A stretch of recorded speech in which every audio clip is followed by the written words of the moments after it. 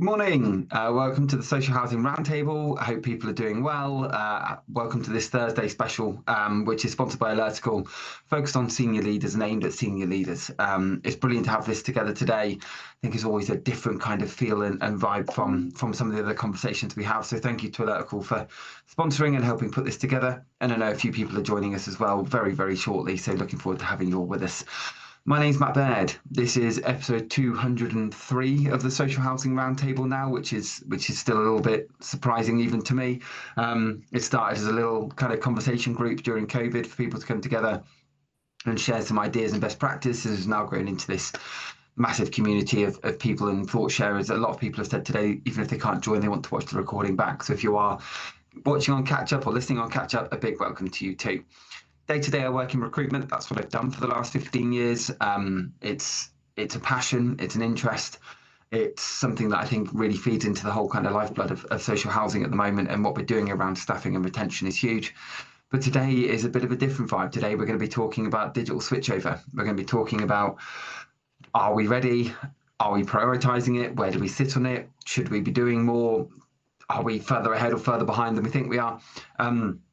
And we're joined by Steve Peach from Greenhill, who's going to come and share some of the work they've been doing, some of their insight, and some of the really interesting kind of work that's going on down in kind of Basingstoke and the wider region. So we're delighted to have Steve with us. I'm going to pass over to Steve to kick off today's discussion. If you are new to the roundtable and the format, please put thoughts, ideas, questions in the chat as Steve is sharing, and I'll bring those in once Steve has finished his presentation. But then we will be opening it into a more kind of open forum discussion as well for you all to have insight and thought sharing and all the rest of it. So without further ado, Steve, massive welcome to you today. Thanks for joining us, and I'll pass over to you. Lovely. Thanks, Matt. Much appreciated. I am going to share my screen, if that is okay with everybody, and we'll get this underway. Just make sure that that's working. Okay. Hopefully you can all see that. That's working great. Perfect. Excellent. So thanks for inviting me to come along and speak about the digital switchover, but actually it's more a little bit about Greenhill's journey so far. Hopefully we'll just open up a little bit of debate and some questions. So I have a couple of things just to say before we get cracking. I do have a very noisy border collie who doesn't like the postman that much. So I'm really hoping that the postman doesn't turn up while we're in the meeting, because he's a little bit intense at times. As Matt said, my name's Steve Peach. I'm from Housing Director at Greenhill Housing Association. I've done about 25 years in the sector. And I've recently returned to older persons housing. So the past 2 years, I've sort of been unpicking everything that is older persons, independent living, and we have an extra care scheme as well. Greenhill is what we call small but mighty. We've got all of 484 homes, which for some people is probably the size of a housing officer's patch. But nonetheless, we have many of the same issues that even the larger housing providers have. About 70% of our homes are independent living, and as I mentioned a minute ago, with one extra care scheme. We are mostly covered Harrow in London, but we also have a presence in Hillingdon and Hounslow. And it's fair to say I'm not an IT expert or a switchover expert. So this presentation is very much about our journey and what we've been doing to try and understand the pros and cons and the risks of switchover. Just waiting for that to move on. Sorry, it's very slow this end. Try again. And those ones where it'll probably double skip if we if you click it. Guarantee it. Yeah, and I probably made the mortal mistake of clicking it twice in impatience. If you bear with me 2 seconds, that doesn't want to move on. No worries, Steve.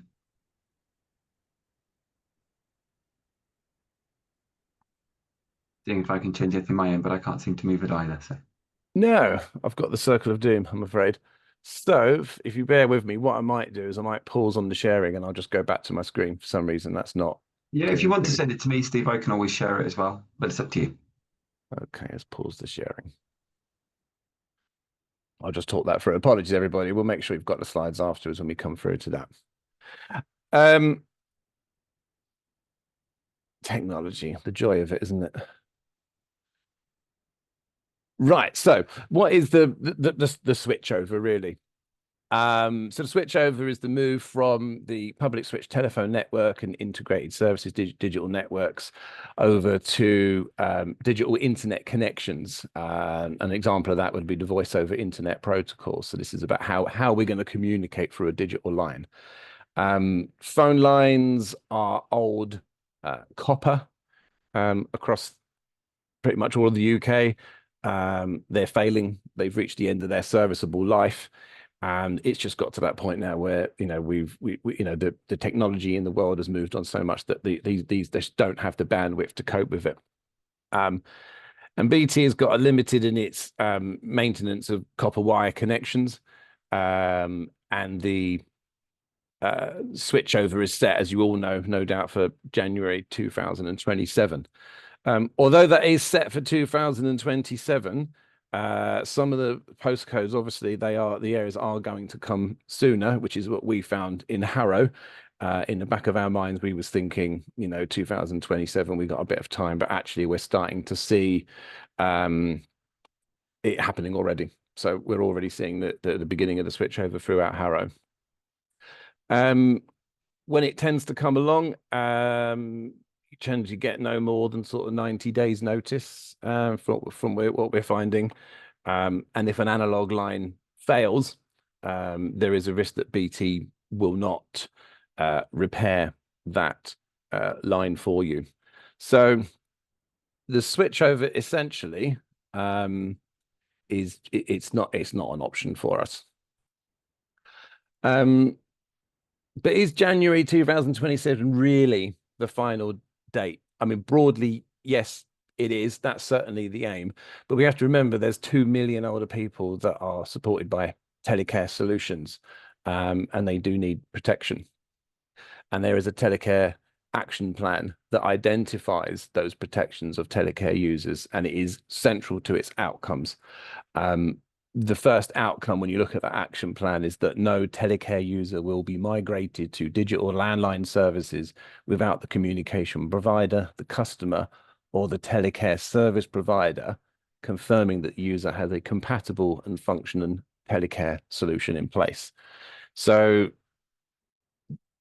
yes, the 2027 is the aim stop point, but I do believe that there's going to be some flexibility if you run into problems, let's say, not being able to find enough solution providers to get things in place fast enough for you. There will also, part of that action plan, there's other areas as well, which is outcome 2, which is the use of analog telecare devices should be phased out. And obviously we're seeing that no longer you're going to be able to purchase analog devices, and that's been running for some time now. It's all digital. Outcome 3, telecare users, their support networks and their providers need to understand what actions they need to take, which is part of what we're going to talk about today. And outcome 4, that stakeholders collaborate to safeguard telecare users. So again, they are, you know, first and foremost, it's about making sure that the users are going to be safe. So what have we been doing? Well, for our journey, first and foremost, was very much about starting with doing the basics, doing a risk assessment, understanding the risk, the impacts, the mitigation that we can take. And that really helped us to start unpicking all of the complexities. And it's only when you start doing that do you realize how many interdependencies there are with these systems, and you start thinking about your infrastructure and so forth. So following that, immediately it was starting to think about budgets. How much is all of this going to cost? Are we going to be able to afford it? Can we do it in one hit? Does it have to be broken down into chunks? And certainly for us, we was thinking actually we need to break this down into smaller chunks for us, because again, as a small housing provider, it was starting to look quite expensive when we were planning it all out. Another really important thing that we've been doing in planning for switchover has been talking to tenants. We have been engaging with tenants for probably over 18 months now, and just talking to them about what does digital look like, how can they embrace the sort of the new digital world, how can we support them, what does the switchover, what will it look and feel like, And I think there's a big piece of assurance to the tenants as well, that actually it shouldn't feel much different to them, but hopefully there'll be new opportunities that come forward. And that's all been part of our digital nudge, not only for our staff, but obviously for our tenants as well. And a big part of that digital nudge for us has been to talk to Alertical. And when we realized what their service offered, it was like, actually, this would be a really great way of not only increasing engagement, adding that extra safety layer, but also helping tenants to start to work with a digital format. So currently all they've had to date in our service is a scheme manager and an analog pull cord. And then we spoke to them and we introduced Alertical. And Alertical's been a really interesting product for us because it's given tenants alternative options. We've got tenants obviously from 55 to 105, and they're all at different parts in their journey with managing digital technology. But with Alertical, we've been able to get people to start to use and just touch and feel digital technology. So there are features on there. For example, they can message their landlord. So they can contact us, and they can contact us through a typed message which comes through to our housing inbox, and we pick that up in a set number of days and we respond to people and take the required action. But tenants can also, if perhaps they've got arthritis or something and they don't find typing too easy, they can actually send us a voice message as well through the same thing. And again, that voice message will come to us and we can act on it. We can send messages out to tenants. So for example, if a lift breaks down, we're able to send those messages out so people get the updates in real time rather than producing letters and either going around posting them by hand or getting them sent out in the post. All of a sudden they're getting these live updates. They get the little green box lights up and they open it and they can see what's happening in their community with immediate effect. They can report repairs. They have a diagnostic in there. They can report repairs. And equally, they can report antisocial behavior.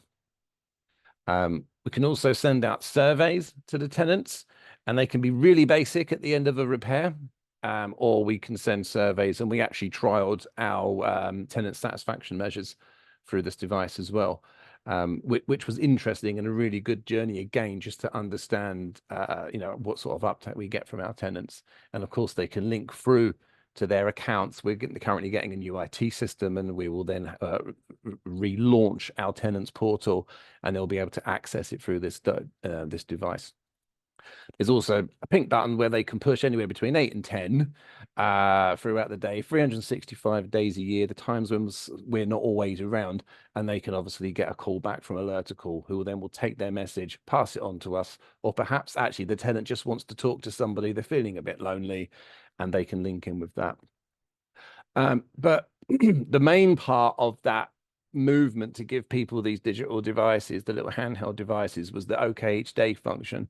Because what we wanted tenants to do, even if they didn't want to do any of the other parts and they wanted to still contact us in a traditional way, we just wanted them to get used to interacting with that digital device and pushing that OK button. And the idea is that they agree a time of day, they say they're OK. As long as they push that button, nothing happens, it's all good. If they don't press it, it escalates. And then obviously there's a whole series of actions that goes into place, making sure that person's safe. So that's been really great because a lot of tenants were incredibly scared of digital technology. They saw the tablet and was like, no, I can't touch that. I'm not using it. It's impossible for me. There's no way I can do this. But actually, we had one lady, as I say, she was actually 102 years old.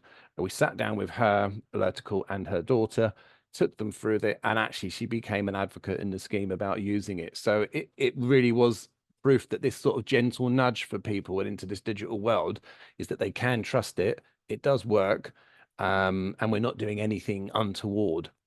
As I say, there's a lot of suspicion about why we're doing this, but again, just by getting people to use even the basic function, they can see the benefit of it. The other piece we've been doing is, again, from the risk assessments, we realized that our current broadband connections were fiber to cabinet on most of our schemes, and we needed to upgrade that. We needed something that was far more resilient and could handle the kind of bandwidths that we was going to potentially in future be pushing through. So this was all about building the foundation. So we upgraded to Ethernet connections, minimum 300 megabytes.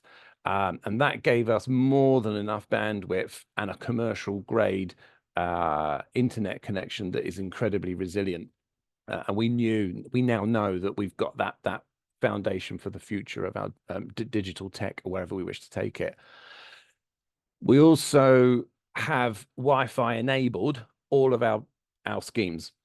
So rather than just having, the internet in the office, we've made sure that all of our schemes have got Wi-Fi. That enables when staff do their inspections and when they're getting mobile working, that it means wherever they go, they don't have flat spots and they can get everything up to date and get it dealt with.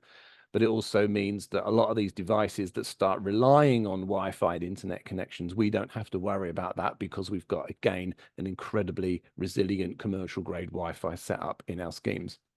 Going back to the alerter call, what that will also introduce is the ability for tenants to make video calls to each other in their flat. So again, if mobility is a problem, we certainly don't want to stop personal contact and real people contact, but it's just another option where people can talk to each other.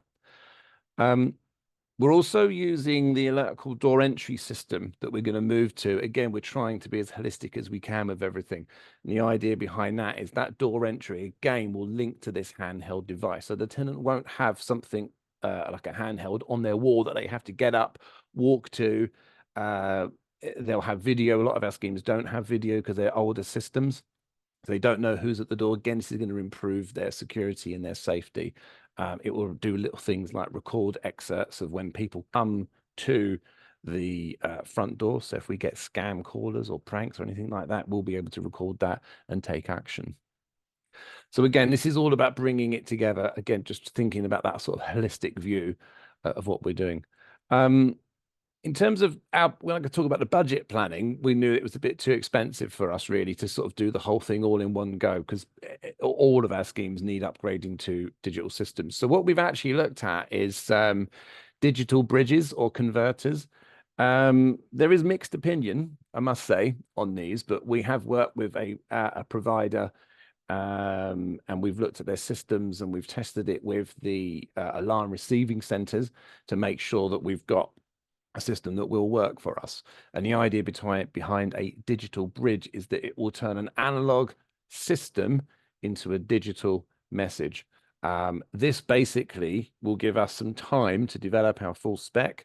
It will give us time to think about what type of systems that we want to install into our schemes, obviously engage tenants and talk to them as well. And a big part of that, obviously, when we did our risk assessment, we realized that we had several alarm receiving centers as different buildings have come on in different areas at different times. We've now pulled that all together into one alarm receiving center that we know is digitally enabled and capable. So, and that all of these things are just giving us that opportunity to also explore during this period about what are the other things we could add to it. And for that, we're thinking about like the Internet of Things. So we're looking at, would we be able to put in humidity meters, heat, habits and movements and stuff like that, just so that we can start to become more proactive as a result of the digital products that we're putting in. So I've added to the slides so that when we pass the slides on, obviously they'll be there for you to keep. I have put in here a brief version of our risk assessment, which I thought would be useful. But there's a few areas in here that I thought I'd highlight. There are some obvious ones that we'll all be thinking about, regulation and stuff like that. But actually, there's some of the sort of softer bits that sometimes go unnoticed, and we found that's been the really important bit. Is so. I've highlighted those ones in green. So it's sort of lack of awareness of affected systems. There's all these dependencies of all your different systems, a lot of analog lines. You'll have lines for your your lift, for your fire alarm panel, and like you're gonna have different lines. It's about making sure that you've got that unplanned, so that we start planning for any disruption. So basically create that inventory, find out what you've got, pull it all together, get all of your assets, and keep that register up to date. As I spoke about earlier, a big risk for us when we identified it was the insufficient broadband. We could have upgraded all of our systems, gone fully digital, and then we find out that we don't have the right broadband, and more so that there's poor connectivity. So your new systems will be backed up by battery backup and 4G and 5G systems. If a digital system goes down and it loses power, it's off. Whereas an analog line doesn't require that. So we are looking at installing the battery backup on the systems, but also having 4G and 5G, and making sure that if you've got any dead spots in your buildings where 4G and 5G, making sure if you have to put it in aerial extenders to increase that signal.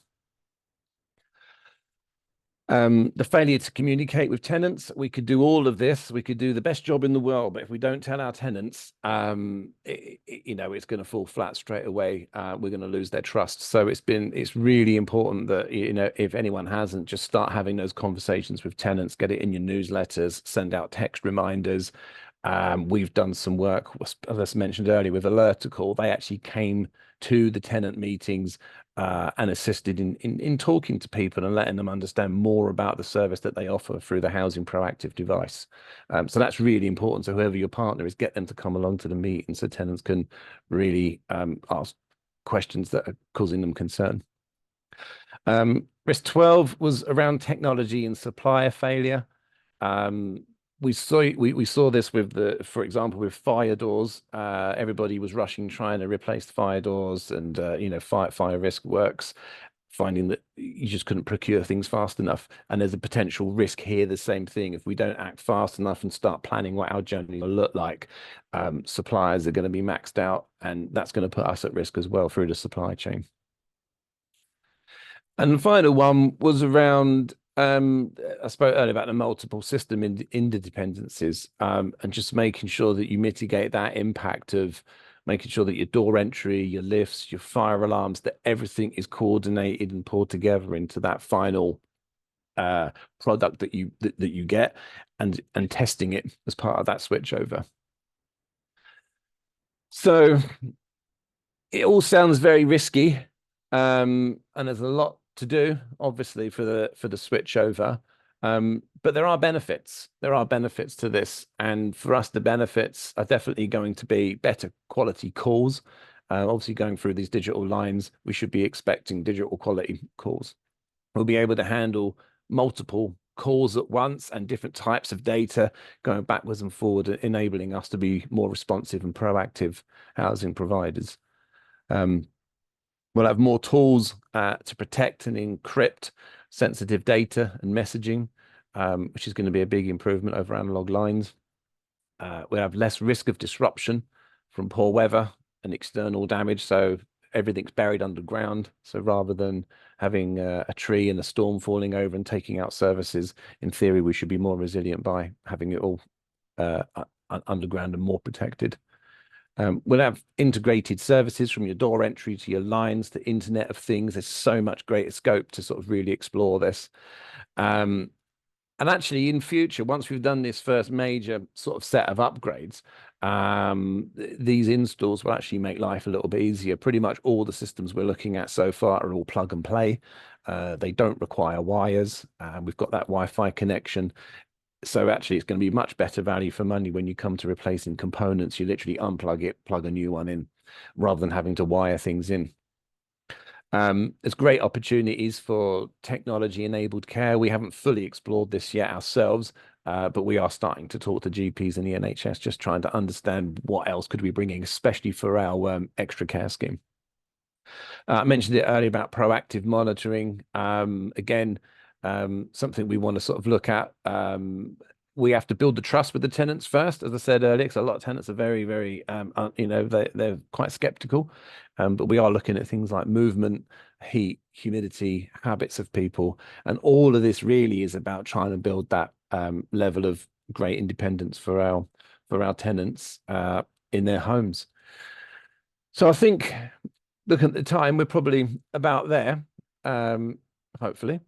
So it just leaves to say if there's any other questions on that, just open the floor to debate, and hopefully that was a useful insight into what we've been up to at Greenhill. It was, Steve, and thank you very, very much. There's a couple of questions that have already come through from the chat. If anyone would like to come in, please use the React. There's a React symbol at the bottom of your page. It looks like a heart, or it doesn't mind anyway. And then just click raise hand. We'd love to bring you in and hear from you. Alternatively, feel free to put questions, etc., in the chat box, and I can read them out or question from there. A question that come from David, Steve.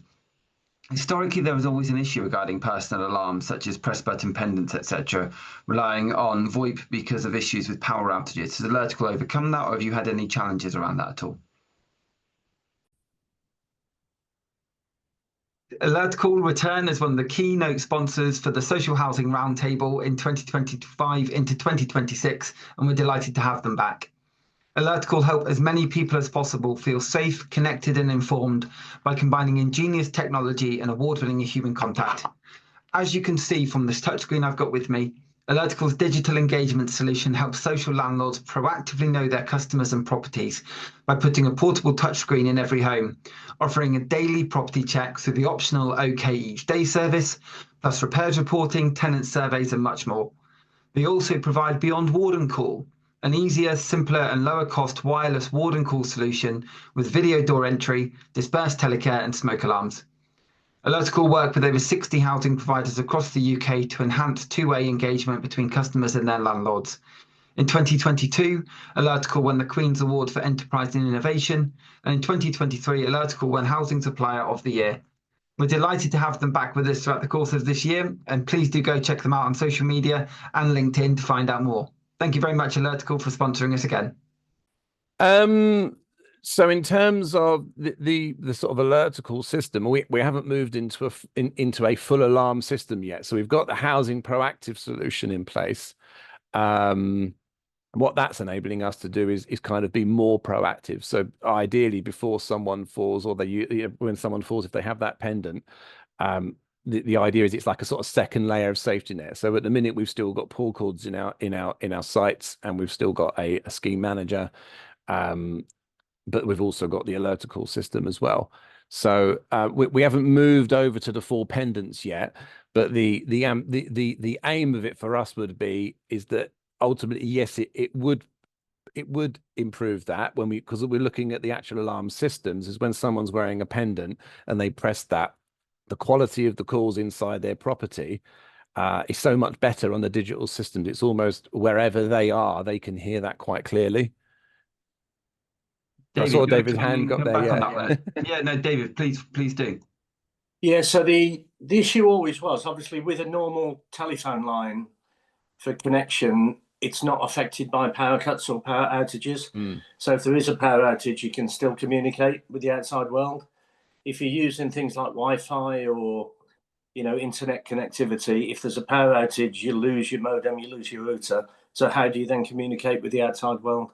Oh, right. Sorry, I'm with you. Yeah. So basically, yeah, it has to have a battery backup. So any new system we do, it has to have a battery backup.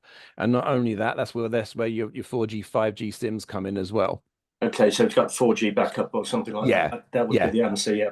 Yeah, and the trick with the 5G is what we found is that some sites have these like dead spots, if you like. So you could have signal throughout your building, and you step into one area, and all of a sudden you don't have signal. So what we've also been looking at is not just putting the 5G SIMs in, but having external aerials that go up so that we actually can enhance that signal to make sure we don't lose it. Yeah, that's good.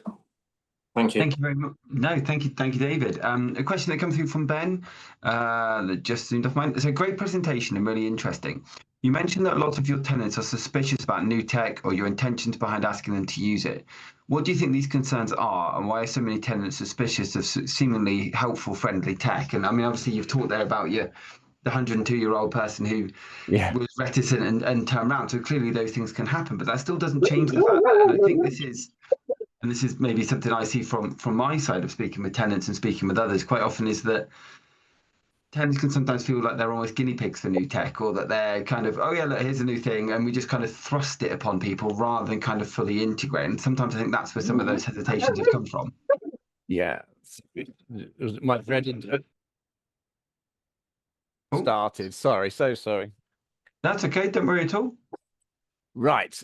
So, do you know what there was? We found when we started launching all this, there was two camps. Sorry, Ben, I'm so sorry. It's the problem with joys of working at home, isn't it? Sorry, Matt.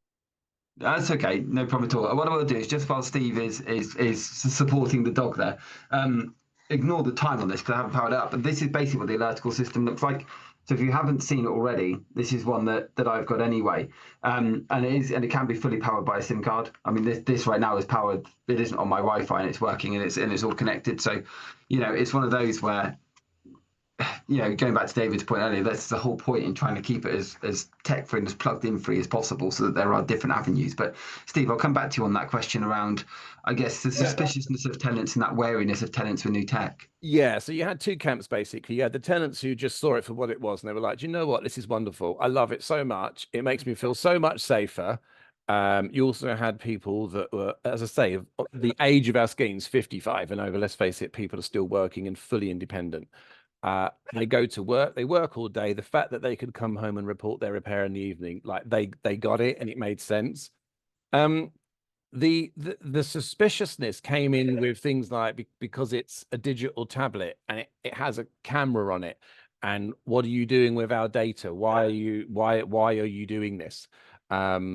So it was very much about talking to people and explaining to them, yes, I know there is a camera on it. If you wanted to, you could put a thing over it, but we are absolutely not looking at inside your home while you're living there. But so they were genuine fears because people have not accessed digital technology that much before. They might have a mobile phone, but that's as far as it's gone. And that's probably, they only interact with their family with that. All of a sudden, their housing providers putting this digital device in and telling them about all these great things it can do. So again, one of the things that did help with that is it was like a step-by-step process. So that's why we were saying to tenants, just for now, just push the green button. That's all we're asking you to do. No more than that. Just get used to interacting with it. And kind of building it up from there. So on that screen, you saw there was a number of buttons. Again, we reduced that number of buttons so people again don't get overwhelmed of all the options. But we're still on a journey with that. What's really helping is when you get advocates within their own peer group, so the tenants themselves start talking about the device positively, and then we're starting to see that change in people and accepting that actually don't be afraid. We're not doing anything untoward with your information, your data. And do you think that's why you didn't kind of go fully into kind of like, hey, we're going to install everything all at once? It was cool. Well, we'll try this, make sure it works, and then get people used to it as you step through.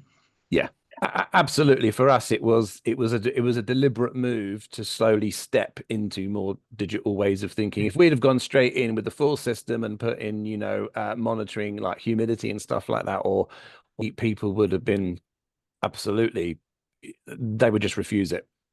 It would just get As we all would. Like, I'm not sure I'd want lots of I mean, I was renting this place until earlier this year, and I'm not sure I'd wanted something from my landlord with everything in it without really, until that trust gets built. And so it's not a surprise, really. There's a question both from Phil and from Gerard in the chat. I'll come to in a moment, but I'm going to bring in Abby first because it'd be lovely to hear from you. So, Abby, do come in. Thanks, Matt. We're also looking at Alertical, Stephen. It's a great system. We already have some digital warden call systems that are integrated with door entry and fire. Did you consider separating that out? Because what we've found, particularly from our old analog system, is when they're all connected, if one fails, it all fails, and that becomes really expensive. Did you look at options that separated it? Well, at the minute we haven't fully committed to the upgrade of all of our alarms, so we're not fully wedded to. We know we kind of want to understand a bit more about what products we've got out there, and we've got some schemes, like you say, that are actually digitally enabled already. I think for us, sometimes it's easier.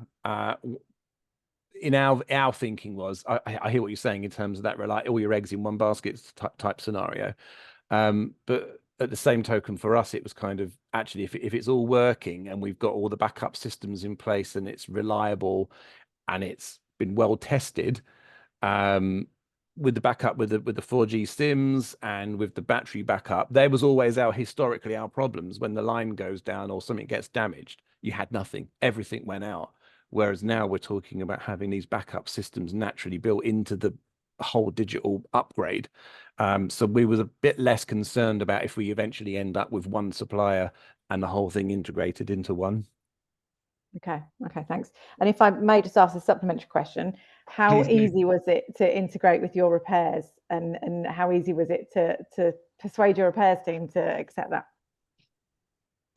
We're quite, being small, I think helps. I think when you're small, it helps. I would say the biggest challenge with the repairs part of it is even though tenants can fully diagnose through it, so they can go through the exploded diagrams and get to the point that's broken, what you tend to find is they'll skip all of that and go to other, and they just go tap broken.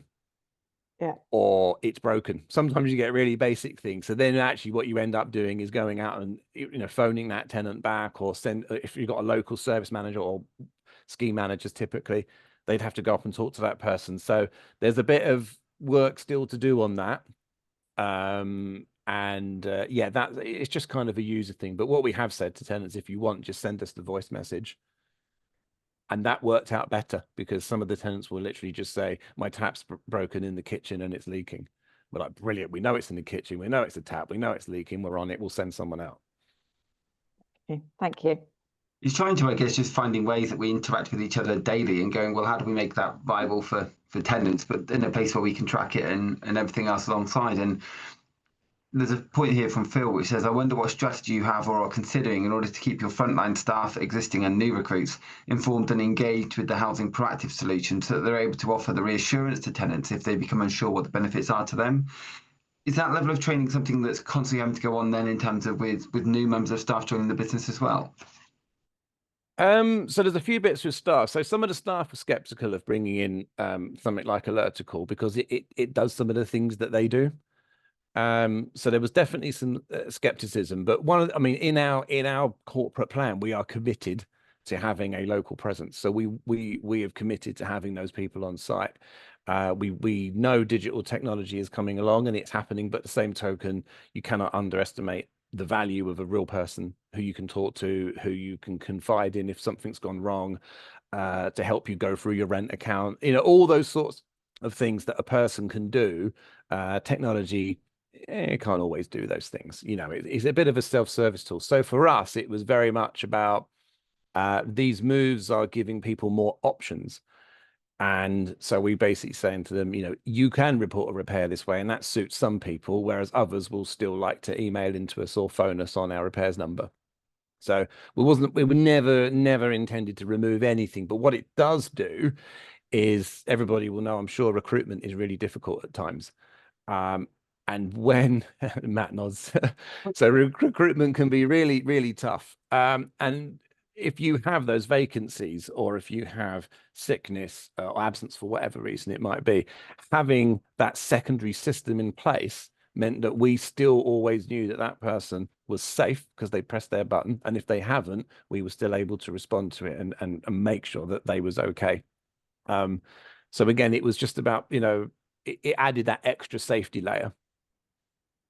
And I mean, one of the things that's come up there is kind of how long it takes to roll it out to each scheme. Did you find, and this isn't, like I say, and the point there is to talk more broadly about digital switchover, but that engagement with digital switchover, how are you finding that kind of speed of process at the moment? Because it's one of these things where people are going, oh, well, we've got, and you and I were talking just before, oh, we've got till January 2027.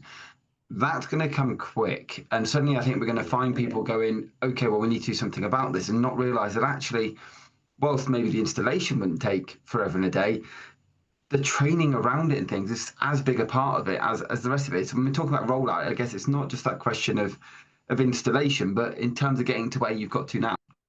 Yeah, I mean, we've probably, as I say, we launched Alertical just over a year ago, but before then we was looking at all the infrastructure piece as well and everything else. So yeah, January 2027 is the date that's out there. But it can happen a lot sooner. You know, if you talk to your providers, you'll find, you know, some areas it's happening and happened. So it is a case of make sure you've done all that planning, make sure you understand, is your broadband connections suitable for your schemes? If you're going to go down the Wi-Fi route, make sure it's sort of commercial grade. Our previous Wi-Fi connections were, typical kind of household router type approaches to things. It had to be more resilient than that. It had to be something that was, proper. Again, that move to Ethernet connections, they're much faster, they can handle much more bandwidth, etc. So there's all of that. The actual rollout of the Housing Proactive is surprisingly fast. I've got to say, as long as we can get out there and we can get the appointments booked in with the tenants, that is literally a plug and play and showing the tenants how to use it. So yeah, it's hard to say, but I would say to where we've got to now, it's going to be in a good 12 months.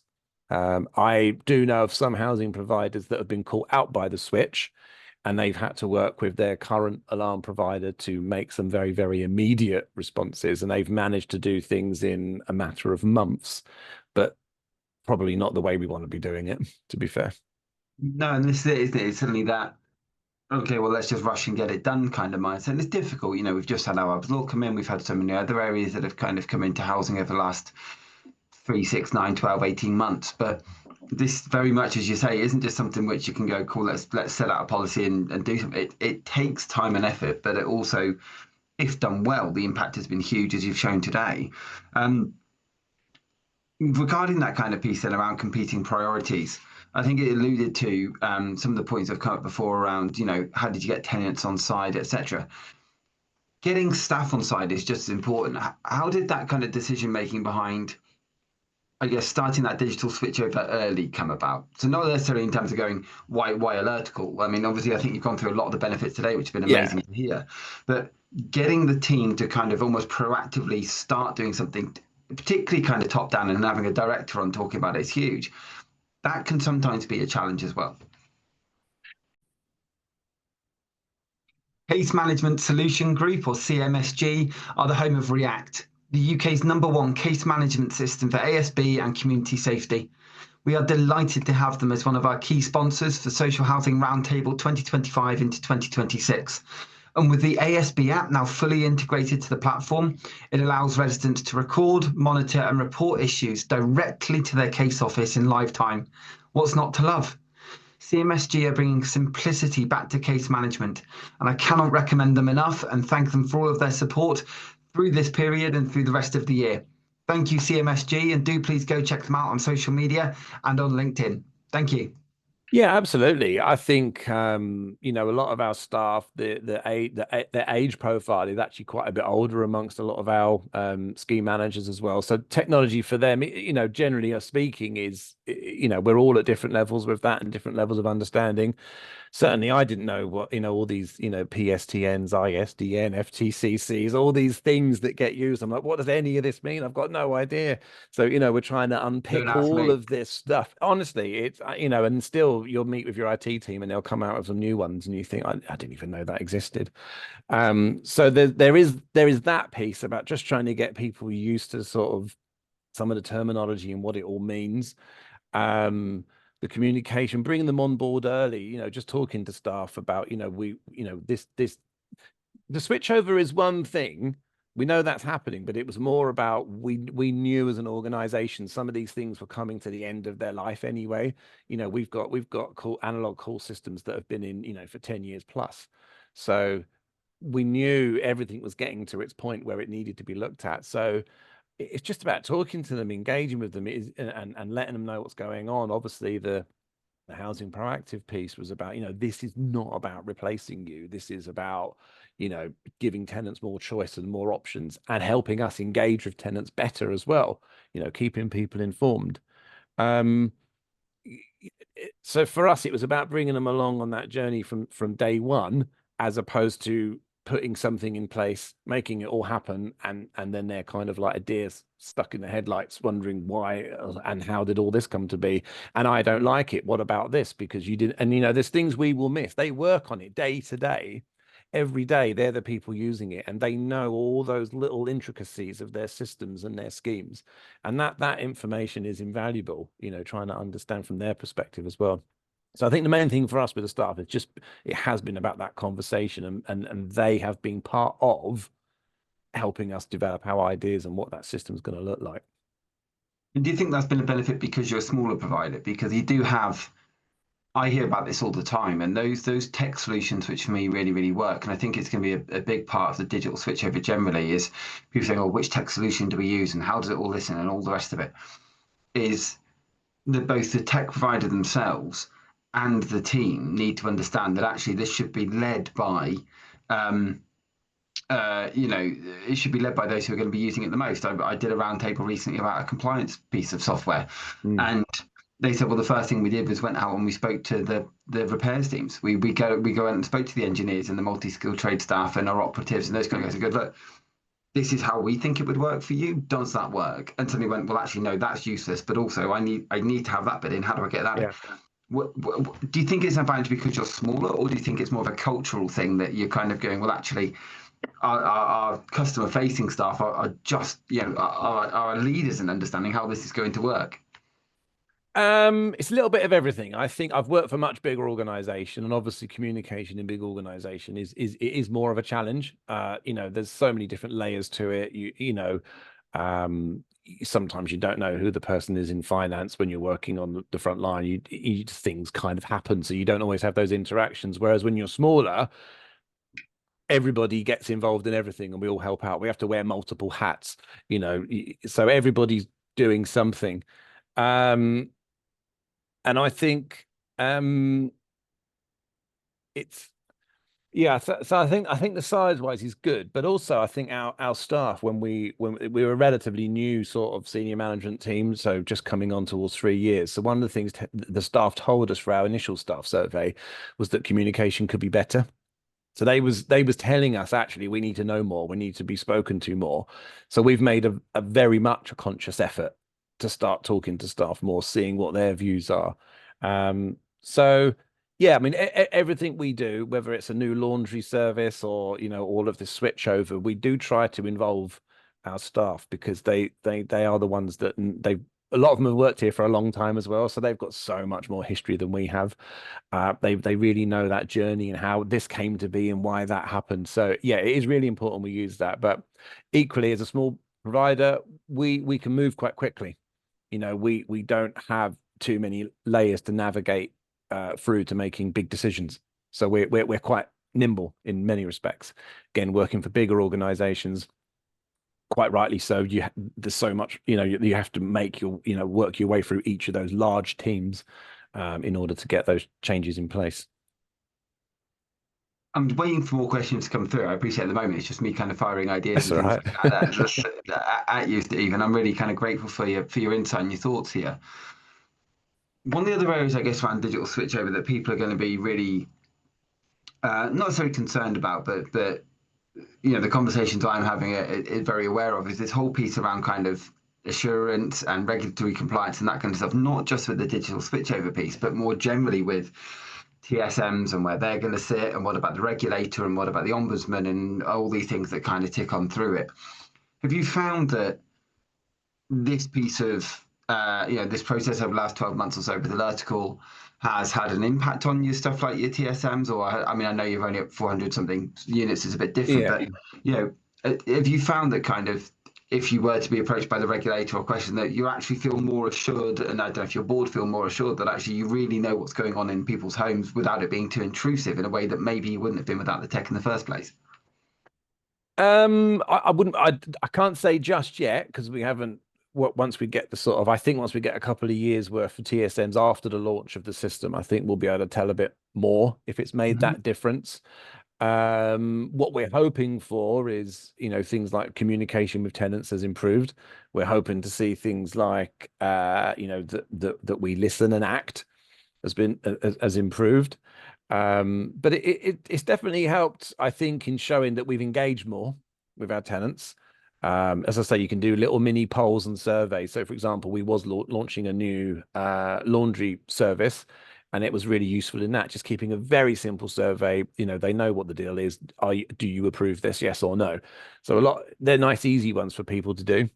The TSMs was a bit more complicated because there's so many questions in it. So it was a kind of a bit of a mixed response on that. But we learn from that and we build on that, and hopefully next year we can do better again.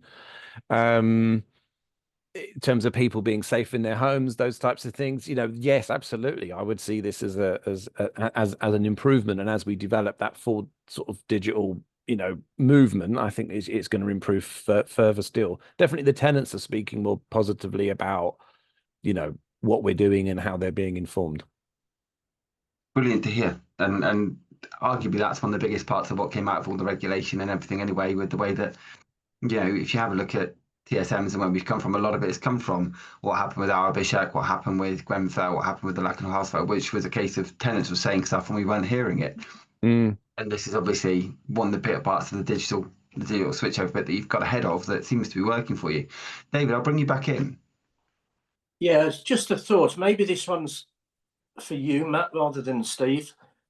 Having been involved in this business for, the digital transfer and what have you for many years, a lot of businesses in the commercial sector have become a bit complacent because the deadline for digital transformation has been pushed back and pushed back and pushed back. And they got to the stage of, well, it's not going to happen yet, although they're saying it's 19 or it's 2024. It won't happen in 24, although they're saying it's 25, it won't happen. They're saying it's 27, it won't happen. So when suppliers are trying to convince the commercial businesses that they should look at transformation, they've almost thought, no, you're just trying to take advantage of me here. It doesn't matter, I'll put it off. We'll do it next year. I think now, as Steve has said, this is going to happen in 27. Is the sector in general aware, and are they taking it seriously? Or do you think there are going to be some HAs who get caught out by this and they just sit back and all of a sudden it becomes an emergency, like you said, and that they've just got to do it and they haven't got time to make the right decisions? And if so, what is, I don't know, the overseeing body, what are they doing to make sure that all HAs are fully aware that they have to do this and they have to take it seriously? Steve, have you any thoughts? Because obviously you can talk about it from more of a how your business you've obviously taken it seriously and moved ahead with it, and then I can maybe have there's probably a little bit of insight I can give in terms of sure. I mean, we've thought about it more broadly than just necessarily switchover. Like digital's coming, you might as well do something, and we had to improve a load of stuff anyway. I don't know whether the messaging's right from the government. I think that the switchover feels very landline orientated. Your phone's going to switch over. So I'm not sure they've really possibly pushed it enough in that aspect around, businesses. I mean, you can look at the BT Openreach website. You can see that they're talking about businesses, but I'm not sure that message is perhaps strong enough because it is a massive risk. Like I said, 200 million older persons relying on telecare is a significant number of people potentially at risk. I've heard talking to suppliers, as I say, they've spoken about some providers that are not moving as fast as perhaps they should do, and they have been caught out. So it's a hard one, but I just wonder whether maybe the messaging needs to improve a little bit out there about making sure that people really understand that if this switch is off, it is a significant risk. Yeah, I agree. And that'd probably be where I'd have leaned into. I think it goes back to that little point we made earlier about competing priorities. There are messages coming out that are very much sort this out now or people will die, or sort this out now or people will have huge health impact or whatever. And this could be, suddenly not having telecare systems in place and everything else could be huge, absolutely massive for people, and they need to get it sorted, need to get ahead. But it's not like it's happening tomorrow. And I think that's not good enough, because as Steve said, well, actually, by the time you've installed and really started to do everything else and done the training and got it working properly, you're looking at 9 to 12 months, which means that really people need to have these methods in place sorted by the end of March, end of Q1. So you've got that time to make sure it's working for you over the next year. Otherwise, you're going to be a little bit reactive, and that's not end of the world. Housing is by its very nature reactive. And I think we're a sector that is so used to going, cool, well, if something comes in, we'll just move quickly. But I mean, you go back to even the digital switch over on TV, the biggest time for people buying their digital boxes was in the week leading up to it. Even though we knew about it for ages, they went, "Oh God, well I better sort this because I still want to watch the BBC." It's that kind of mindset a little bit, and I agree with Steve. I think it's that piece around, cool, well, they'll see a date 2027. They go, cool, well, that's on the long list. Rather than going, actually, we're not considering how much time it's going to take. And I think, Ben has put in the chat there that perhaps the motivator is all the additional benefits that Stephen mentioned about improved digital use and additional benefit to tenants instead of the scare of a deadline that slipped. And I know from speaking with Alertical for a while and having had them sponsored and having kind of advocated for them for a period of time here, they've been banging that message for years, and it's still it's taking a while to get heard, because whilst it is brilliant and while there's XYZ and there's all this stuff, people are still going, yeah, but what about, let me sort this first, let me sort. There will always be something else to sort first, and having a deadline to go, but if you don't sort it you're going to be in trouble, almost makes people react. And housing is unfortunately at times still a sector that just reacts to wherever the biggest noise is at that point. And it's understandable because it's so difficult and because there are so many challenges going on more broadly. But I'd like to hope that conversations like this, the more of them we can have, the more likely people go, well, actually, you know what? It isn't just a case of, cool, we're hitting the digital switchover box. It's look at the benefits we can do if we truly embrace tech in a way that, and bring staff and tenants along. And I think that goes to Steve's point, which is that, staff are, we're hearing in the news all the time, AI is going to take your job, tech is going to take your job. It's that kind of mindset going, this is still a human-based, connection-based sector. That's what we're about. It's the only way we're going to keep moving forward. Tech is there to help people in more demands than we've ever had at doing the job the best they can. Sorry, Steve, I cut over you there. No, not at all, not at all. Now, the only thing I was going to add to that from David's point is that from a sector perspective, but also internally. I mean, if you're finding, perhaps we've got so many competing priorities. There's so much change in the sector at the minute that we're all just sort of, struggling to work out which bit we do first. So, I mean, this has added a tremendous amount of workload in order to sort of keep this on top of everything else that we have to do. But two things that definitely, I mean, it's this, it sounds obvious, but is putting it on the corporate risk register so that it is a risk, and then making sure that then gets pushed up to board. And then on our board, we have tenant board members as well. Plus, we've got obviously specialists in different parts of the sector. And so I think when your board gets behind it and they understand the risks of this sort of stuff, it tends to climb up that priority list a bit more. So if you obviously everyone here has got to have some interest in independent living for older persons and so forth. Getting your board bought into that and having it on that corporate risk register really brings it to life as well, because it becomes an ongoing agenda item that gets discussed. How are you doing? How are you progressing? What are your plans? What are you going to do? So that's definitely worthwhile as well. Well, thank you very much, Steve. Where we're going to the last couple of minutes, are there any final thoughts you'd like to leave people with regarding the digital switchover, Greenhill's journey, or where we've come so far? I think the main thing is just crack on and do it. I mean, although we've sort of thought about it, I still think we probably could have moved a bit faster, in all honesty. And I think you do get to a point you think, we've just got to do it. Even if you have to iron out some of the problems along the way. It's better to be moving forward to the end solution rather than sort of sitting on it because it's this massive task. So yeah, that would be my only thing. Is just go for it. Just get cracking. Find out what's out there. Start doing your research if you haven't already. Make it happen. Go for it. And Steve, if anyone would like to continue the conversation, what's the easiest way to connect with you? They can either grab me on LinkedIn or I'm happy for you to share my email as well if people want to email it too. I'm more than happy. Wonderful. Well, a huge thank you to you for today. I think it's been really, really interesting, and it's a topic that, going back to that point David made and others made, we're probably still not talking about enough. And like I said, that deadline it's only going to come at us quicker and quicker. So a huge thank you to you for today. I hope people have found it useful and engaging. The Social Housing Roundtable is back again at its normal time next week at Tuesday at 11 a.m. But until then, Steve, a massive thanks to you. Like I say, thanks for Alertical for helping put this together, and we'll see you all soon. Cheers and take care. Bye-bye. Take care. Thanks. Bye.